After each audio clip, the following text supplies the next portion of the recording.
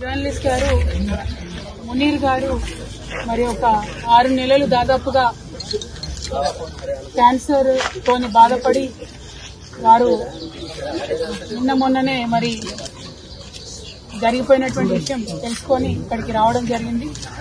మునీర్ గారు మన తెలంగాణ వాదాన్ని వినిపించడంలో, అదేవిధంగా అనేక విప్లవోద్యమాలకు వారి యొక్క భావజాలాన్ని వ్యాప్తి చేయడంలో, స్థానికంగా దేశవ్యాప్తంగా ఉన్న అనేక సమస్యలను ఎప్పటికప్పుడు ఎండగట్టడంలో వారు ముందుండేవారు. ఏమాత్రం భయం లేకుండా అద్భుతమైనటువంటి నాలెడ్జ్ తోని, వాక్చాతుర్యంతో ఆయన ఎంతో మందిని ప్రభావితం చేయడం జరిగింది. మరి మునీర్ గారి కుటుంబ సభ్యులకు నేను ప్రగాఢంగా నా యొక్క సంతాపాన్ని, సానుభూతిని తెలియజేస్తా ఉన్నాను. వారికి 3 బిడ్డలున్నారు, ఒక కొడుకున్నాడు.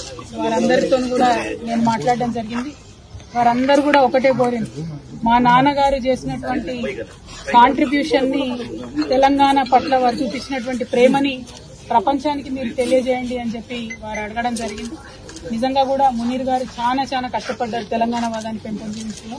వారికి నేను ఘనంగా నివాళులు అర్పిస్తా ఉన్నాను. మరి వారు ఏవైతే విప్లవోద్యమాల గురించి పదే మాట్లాడిందో, ఇవాళ మీరు దేశవ్యాప్తంగా ఉన్న పరిస్థితి చూసుకుంటే భారతీయ జనతా పార్టీ ఆపరేషన్ కగార్ పేరుతోని మరి చేస్తున్నటువంటి దుశ్చర్యలను మనం చూస్తా ఉన్నాం.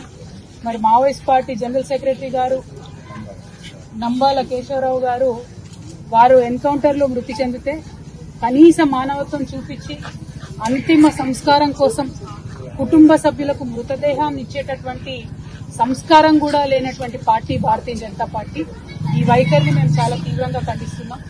ఆపరేషన్ కగార్ ఆపాలని పదే కోరినా కూడా స్పందించకుండా మారణకాండ, విధ్వంసకాండ కొనసాగించడం ఇంకొక వైపు అయితే, కనీసం మానవత్వంతో చనిపోయినటువంటి శవాలను కూడా మావోయిస్ట్ పార్టీ సభ్యులు వారి కుటుంబాలకు ఇవ్వకపోవడం అన్నది నిజంగా దారుణం. ఇది కుటుంబాలన్నీ కూడా బాధపడేటటువంటి సందర్భం. ఈ వైఖరిని మేము తీవ్రంగా ఖండిస్తున్నాం. అట్లానే మరి మంచిర్యాల జిల్లాలో నిన్నగాక మనం చూసినాం, సరస్వతి నది పుష్కరాలు కాళేశ్వరం దగ్గర జరిగినాయి. ఇదే మంచిర్యాలకు ఎంపీగా ఉన్నటువంటి వంశీ గారు కాంగ్రెస్ పార్టీ యొక్క దళిత వ్యతిరేక వైఖరిని ఎండగడుతూ మరి వారు చెప్పడం జరిగింది, మమ్మల్ని ఇన్వైట్ చేయలేదు సరస్వతి పుష్కరాలకు. నేను బాధపడ్డా. ధనం కన్నా, పదవి కన్నా కులం గొప్పది ఈ సమాజంలో, నాకు చాలా అవమానం జరిగిందని వారు చెప్పడం జరిగింది.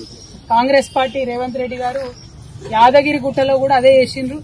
రేవంత్ రెడ్డి గారి కుటుంబ సభ్యులంతా కూడా పైన ఆసనాలలో కూర్చొని దళితుడు అయినటువంటి డిప్యూటీ సీఎం బట్టి విక్రమార్క గారిని కింది ఆసనాల్లో కూర్చోబెట్టి అవమానించినటువంటి దారుణమైన సంస్కృతి రేవంత్ రెడ్డి గారిది, కాంగ్రెస్ పార్టీ.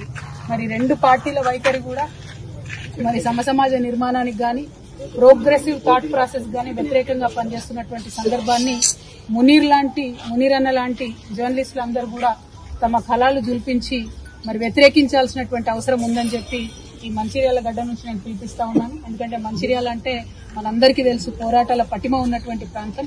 మరి ఇక్కడ ఉండేటటువంటి వారందరం కూడా నిర్బంధంగా ఖండించాల్సినటువంటి 2 చర్యలను కూడా ఈ సందర్భంగా గుర్తు చేసుకుంటూ, మరి మునీర్ అన్న ఆత్మకు శాంతి కలగాలని మనస్ఫూర్తిగా కోరుకుంటూ, వారి కుటుంబ సభ్యులకి మరొకసారి ప్రగాఢంగా నా యొక్క సానుభూతిని నేను తెలియజేస్తున్నాను.